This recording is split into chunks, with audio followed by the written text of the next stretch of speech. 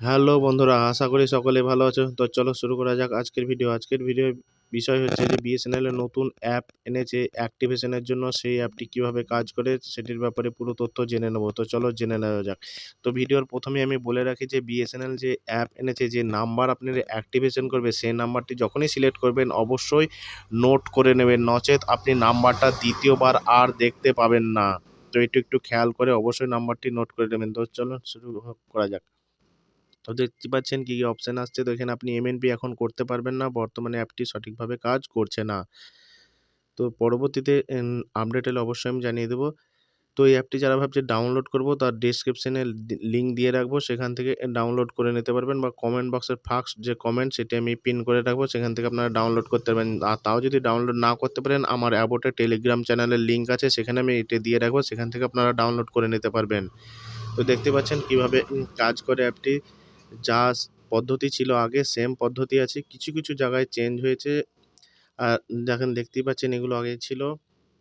তো কিছু ভিডিওর যে কাস্টমারের তথ্য আছে সেগুলোর জন্য আমি ভিডিওটা ব্লার করে রেখেছি, এর জন্য আমি দুঃখিত। এগুলো আমি আপনাদেরকে পার্সোনাল ডিটেলস দেখাতে পারবো না, তার জন্য আমি জায়গায় জায়গায় ব্লার করে রেখেছি, এর জন্য আমি দুঃখিত। তো চলুন দেখে নেওয়া যাক পরপর কী সিস্টেম আছে।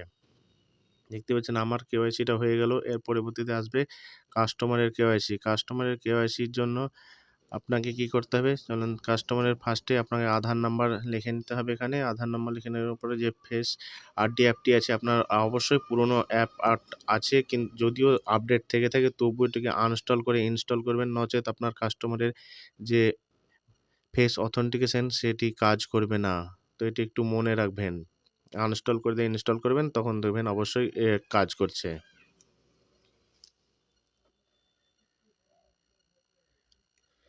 এরপরে দেখেন যে এখানে একটু চেঞ্জ এসেছে। আগে আপনার এখানে শুধু কাস্টমারের লাইভ ফটোটা নিলেই হতো, কিন্তু পরবর্তীতে দেখেন বাম পাশে আছে কাস্টমারের লাইভ ফটো, ডান পাশে রয়েছে আপনার নিজের লাইভ ফটো।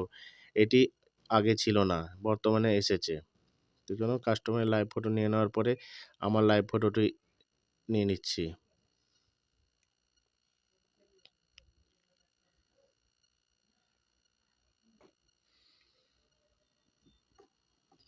আমার লাইভ ফটো নেওয়া হয়ে গেছে। তো নেক্সট অপশন কি আসছে চলো দেখে নেওয়া যাক।